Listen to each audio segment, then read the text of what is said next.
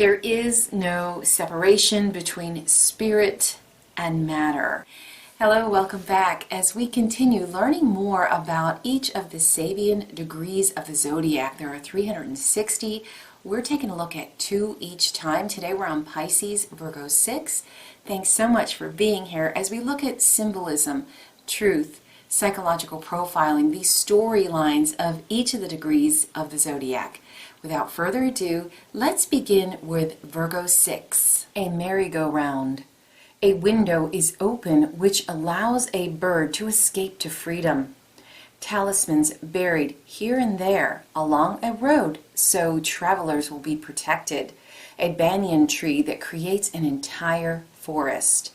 Revelers dancing around a maypole. The stone here is Cassiterite.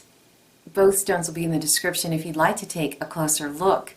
This is ideal for channelers. It is a stone of manifestation, helping bring our desires into reality. It is powerfully grounding, centering, stabling, helps overcome depression, grief, and anxiety. It gives us increased intellectual abilities, deflects negative energy back to the sender, so it's powerful. Or a protection, eases pain and suffering associated with dealing with death, promotes self-confidence, courage, willpower. It balances the flow of the chakra energies, especially the root. A merry-go-round. It's dynamic movement, cycles, recognizing cycles from an objective point of view, taking the emotions out of it. Just noticing. And it's talked about here in a few different ways. One is a mother holding a child, just enjoying the motion of going round and round, possibly feeling a little sick. The next is a child going on a horse. The horse's vital energy. It's the beginning of becoming active, powerful. The ego feeling power is what is being symbolized here. And then there's also the talk of a merry-go-round, and I don't know that I've ever seen this, but it's where a child on the outside going up and down, and then there's a ring outside the circle, and if he catches the ring with a hook or a pole, then he gets a free ride or he wins a prize. So it's cycles of life being shown in an elementary form. So the beginnings of something, beginner steps, the idea of sexuality in a objective format, the idea of power thrust into the open, presented in an innocent way. The dancers around the maypole is also an echo of the merry-go-round. An awareness of cycles going on here. Also, what's happening here is possibly being thrown off course if we're not careful. Monkey mind, nervous energy could also be going on. The talismans buried in the ground, protecting travelers. One of the beautiful messages here is that deep within all of us, the knowledge of all that is buried. And the separation between us, matter, and spiritual knowledge, knowing all that is only a matter of us tuning into it, thinking about it, and it brings it to us. So the crystals are deep within all of us, and if we think about them shining forth, it enlivens our body and it shows us the way. There's a lot of activity going on, and it could feel like the merry-go-round is dizzying, that there's just too much overload of information. So there's a need again to focus. Find something to focus on or step back, shut it down for a while, center yourself.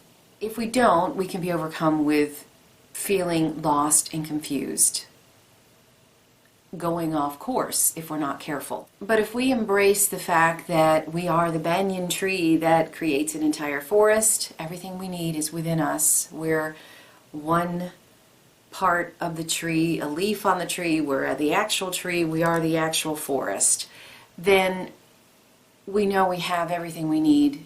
We have only but to think about it, and it brings it forth. It may take a little bit of time, but it comes. If we ask for it, it comes. The talismans buried could be thought of as crystals deep within each of us, that we all carry those, like the chakras. We could see the chakras or the meridians or the aura as beautiful, shiny crystals, and there's wisdom within each of us. So it's a visual for wisdom within. A person with this degree strong in their chart can act as a go-between the spiritual and the nature realms with others and not even realize that they're doing it. They're being in contact with others, wakes others up in an unseen way. All of a sudden these ideas come to people and they're not sure where they came from, and then the person moves on and does it again. So a go-between, a channeler, or a connector, like the coupler of trains, connecting people with their spirit. A spiritual person, someone who may or may not be aware that they're doing it. The merry-go-round is also an indication of life's emotional ups and downs. So this could have people feeling a bit out of sorts. If that's the case, you step back, you center yourself, take a nap, and remember what's important to you and get back on track. I found myself mindlessly watching YouTube videos yesterday, and they were all over the board, and I know, like, Kim, knock it off, just step back from all of this. And I did. But I did catch myself doing it. Leave a comment, did you? When we know that we grasp all that is in the palm of our hand, we just have to know that we do. We don't try to figure everything out all at once. We don't try to learn everything. We focus on the one thing, and we realize that the one thing brings us all the knowledge that we need. The path, if we stay on it and we avoid the distractions that are all around, follow the hidden gemstones in the ground because they're shining up to us, they're pointing us the way, then that means we're quietly listening to Spirit. We're quietly listening to the inner voice that's always there to guide us, by following our dreams, by following our gentle nudges within nature, little things that people we meet say that resonate. Listen to those here, and they'll go a long way. And I'm going to quickly interject that now I have available Astrology Degree Companion, which is a journal that combines birth chart information with astrology degree information, as well as the complementary gemstones, so that you can match up your birth chart information, like midpoint. Venus and Jupiter is on Pisces 5, and you have it written down. There's a place to put that on there. And then when certain events happen, or dreams, aha moments happen on those degrees, you have a place to write it down and track it, showing patterns, helping you gain a better understanding of yourself. So it's a book waiting to unfold your truths. If you're interested, it is available on Amazon. The link should be in the description or flashing up here now. Back to it. See the road ahead of us lit, showing us the way, protecting the way. We don't worry about any of the periphery. Let's take a look at Pisces 6. A parade of army officers in full dress. A wizard touches a crystal ball to his forehead, activating his third eye. Crystals deep in the earth, aware of the sunshine above. An Inca chief wearing many emeralds. The emperor's retinue appears in elaborate gold regalia. The stone here is Sardonyx, giving us clear communication, courage, happiness, including marital and partner happiness and stability. It repels negative self-talk. mental clutter and stress. It speaks to the sacral, solar plexus, and root chakras. It gives us speedy recovery, increases energy levels, dispels lethargy, eases frustration and jealousy, helps us develop structure in our life. Here we have Army officers in full spit and polish dress, ready for inspection.